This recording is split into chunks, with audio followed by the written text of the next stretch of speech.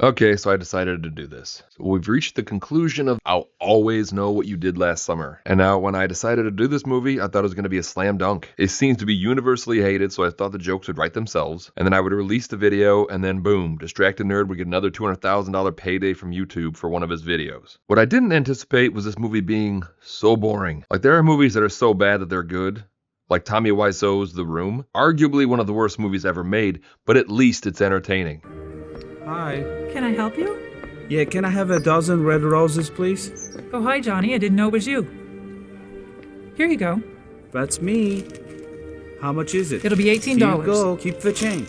Hi, doggy. You're my favorite customer. Thanks a lot. Bye. Bye-bye. Like, be so shitty it makes me laugh. But that ain't this movie. And I just now realized I have no idea who this is.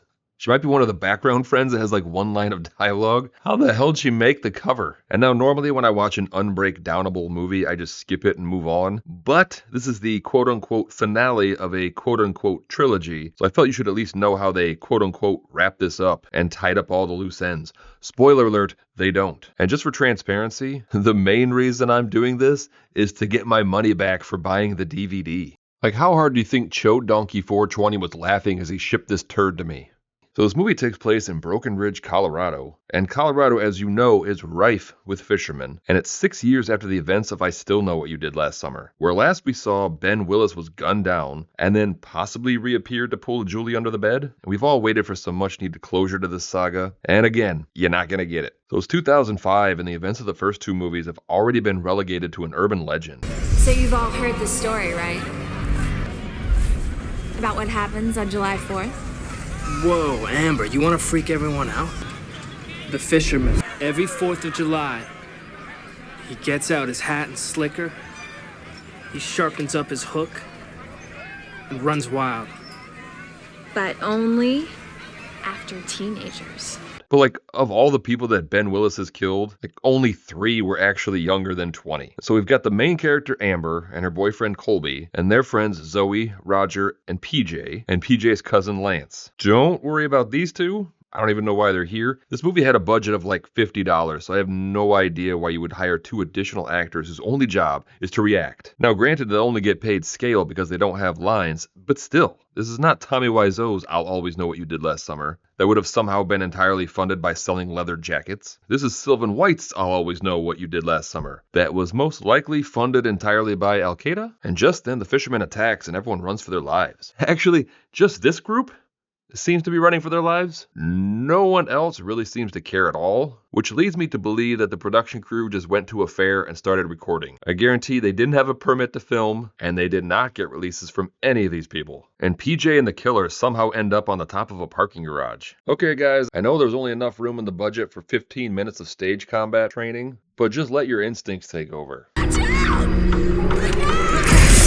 And so PJ gets away by skateboarding off the roof. And PJ's father, Sheriff Davis, is right behind him, but the fisherman has just disappeared. Guys, behind you! I said to make it real, so Yeah, you almost nailed us with that thing. $39 on eBay. The ad said this is the real hook, straight from the legend. Yeah, right. So where is he? Yeah. Where's PJ? We learned that it was all a prank by PJ, Amber, Colby, Zoe, and Roger, who was dressed up as a fisherman. But as with all pranks, this one ends with someone impaled on farm equipment. But also PJ skateboarded off of a 60-foot drop. He probably would have been killed anyways. Isn't even an awning in that direction. No. So like, if they were all in on it, and PJ was in on it too, who the hell was this a prank on? So the 4 main friends make a pact to never speak about their role in PJ's death. So they throw the hook in the lake and burn all the evidence and go their separate ways. We then jump forward 1 year. That's highly unorthodox for these movies. And the 4 main characters haven't spoken since. And that night there's a big barn party for all the local teens. And this looks like every party I ever went to as a 19-year-old. What with all the 2 liters of ginger ale? Let's get this party started by improving our digestion and getting our daily amount of antioxidants, motherfucker. I'll leave you guys in the bike shop, huh? You bragging on me? It's hard to keep them straight, Cal. Hey, who held your hand all year while Mr. Perfect Boyfriend was away at college? Oh, these 2 again? Why would you give them lines? You could have gotten away with just paying them the day rate for a background extra, but now you're looking at a minimum of $1,000 each. And now they're also eligible to receive residuals. They would be eligible to receive residuals, if this movie made any money. In fact, I heard that people would steal copies of this movie and then return them for refunds. So instead of royalty checks, everyone involved with the production gets a bill. That night, Amber wakes up in the middle of the night to 50 new text messages that all say, "I know what you did last summer." And she goes to talk to Zoe about it. Is that supposed to be funny? No. Sadly, it's supposed to be scary, I think. They confront Roger, who lives at an old abandoned ski resort like he's in an episode of Scooby-Doo or some shit, and both he and Colby deny that they sent the messages. Amber then goes to the top of a mountain to take pictures, and her bike tires get slashed. And she rides the ski lift down the mountain when her lift car gets attacked by the fisherman 100 feet in the air, and he vanishes, all while her camera takes a bunch of pictures. Telling you, that's the hook. You say so. This is exactly like Jaws 2. So Roger can't take the guilt anymore and he plans to commit suicide, but instead he gets killed by the fisherman.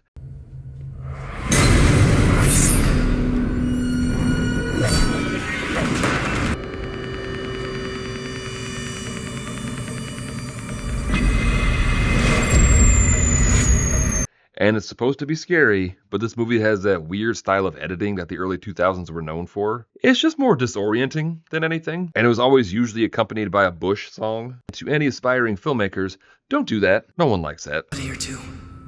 He was living here. I bet he's gonna touch, yep.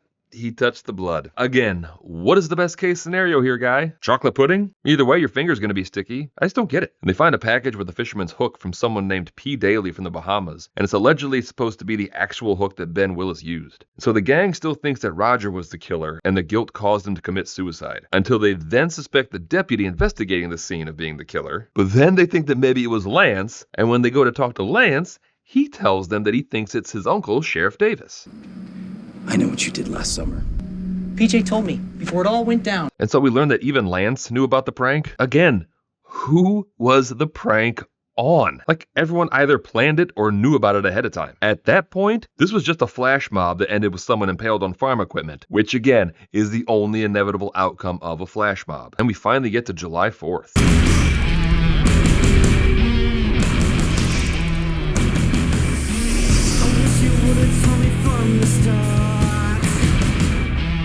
It is so scary and hip, and they all decided they should just leave town. But Zoe's band is playing tonight at the talent show, and she heard there's going to be a music producer there, and she has to play because it could be her big break. I am going to be on a stage in front of a crowd with security all around. What's safer than that? And if you're ever stalked by a psycho killer, you better believe the safest place is at a battle of the bands. So while they wait for the show, Amber shows Lance's scrapbook they put together when they were planning their prank. We thought it was a big hoax, but it turns out to be based on a real guy. On the 4th of July, this guy goes crazy and kills a bunch of kids in his little fishing town. Supposedly, it was some kind of revenge. And so, is there actually an urban legend about Ben Willis? Or was that part of the prank too? Like, is it not an actual urban legend that Colby told on the Ferris wheel? Like, if so, was the prank just on these two unnamed characters? Also, is this movie suggesting that Ray and Julie died in the Bahamas? Or does this movie suck so much they didn't even bother to proofread the prop article? And so we finally get to the first annual Broken Ridge 4th of July talent show. And judging by the turnout, it's going to be the first of many. And now, they only agreed to go because they'd be surrounded by people and security, so of course they hang out in the old abandoned dressing room, while Colby goes to drink in the old abandoned Broken Ridge Starlight Lounge. Ready? Okay, so let's just power through the ending here. So Zoe gets killed, then Sheriff Davis, then Colby, and then the deputy shows up. I know what you did last summer. And oh my god, it was the deputy the whole time. Roger told me last week. He was freaking out. He wanted to confess everything. I told him it was too late. He should just keep his mouth shut. You knew? You kept it a secret? I did it for you, Amber. But everything's different now, isn't it? I searched your car. I found a box with a hook. Oh, okay. So now the deputy thinks that Amber is the killer. No. Oh.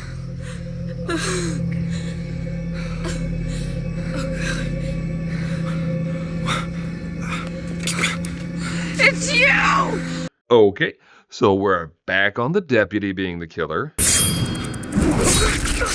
Okay, now we're off the deputy theory. So Amber runs the fisherman down with the car, but he still keeps coming, and we get our first good look at his face. Okay. And Amber attacks the fisherman with the original hook. Okay. It's the guy from 10 years ago who killed all those kids. It's a legend.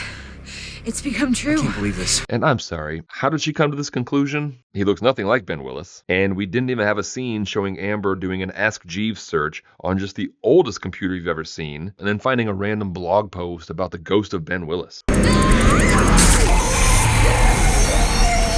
And so a chase ensues, and they stab the ghost of Ben Willis with his original hook, and then push the ghost of Ben Willis into a thresher. The secret dies with you.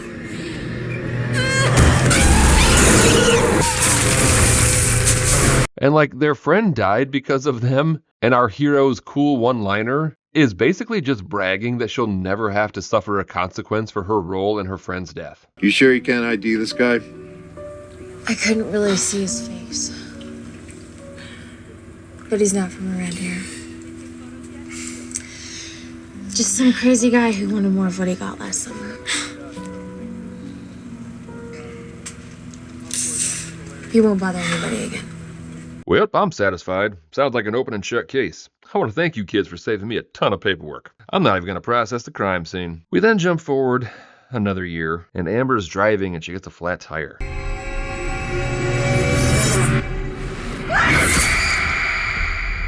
And I want to apologize for what I said about the first two movies. They were classics compared to this shit. I also want to apologize for any movies that I've shit on at all over the years. Like especially Top Dog. I would much rather watch Top Dog than ever watch this movie again. Even if Top Dog forces me to know when Hitler's birthday is. If I was one of those nuts that wants to blow up buildings and kill all those people, I'd probably do it tomorrow. Why tomorrow? It's Hitler's birthday, April 20th.